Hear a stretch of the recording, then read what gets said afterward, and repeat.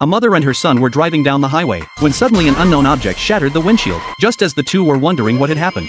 A falling fighter jet came hurtling toward them. Fortunately, they were lucky. The jet skimmed just over the top of their car, and crashed instantly into the stream ahead. Curious, the little boy immediately ran toward the crashed jet. The mother tried to stop him, but the boy was running too fast. She had no choice but to run after him and call the police. Just as the mother was reporting the situation to the police, the little boy noticed someone in the cockpit. Seeing that the plane was about to explode, the mother told her son to stay put, then risked her life to run to the cockpit alone, and successfully rescued the pilot inside. Lieutenant Cole. Cole had just escaped the cockpit when he was stunned by the scene before him. Cole told them he was Lieutenant Cole, and was currently fighting against Japan in Burma. He asked the mother and son which country they were from. When the mother told Cole they were Americans, Cole was puzzled as to how they had ended up in Burma. The little boy quickly protested that this wasn't Burma, it was Ohio. However, Cole didn't believe him at all. This was clearly Rangoon. A fierce dogfight had just taken place, and both he and his fighter plane had been hit by the enemy. Cole looked around in confusion, but froze when he saw the sign on the water tower, and Dayton was, in fact, Cole's hometown. They then cooperated with the police to record their statements.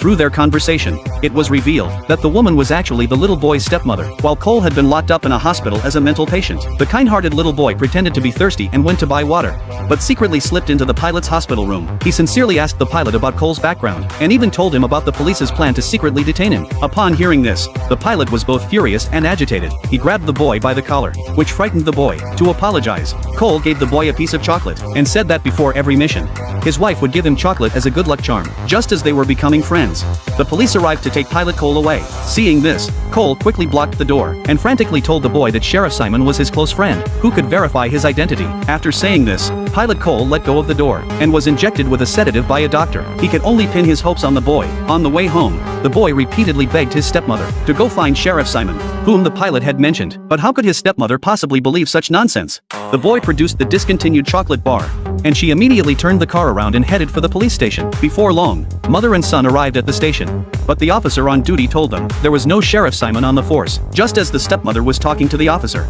the little boy spotted a display case containing a photograph from the last century. In it was a soldier who looked exactly like the pilot, Cole. So the boy deliberately distracted the officer, and quietly slipped the photo into his pocket. As soon as they stepped out of the station, the boy handed the black and white photo to his stepmother. She was stunned the moment she saw it. There, in the photo, was none other than Pilot Cole. Could it be that Cole had really traveled through time from World War II?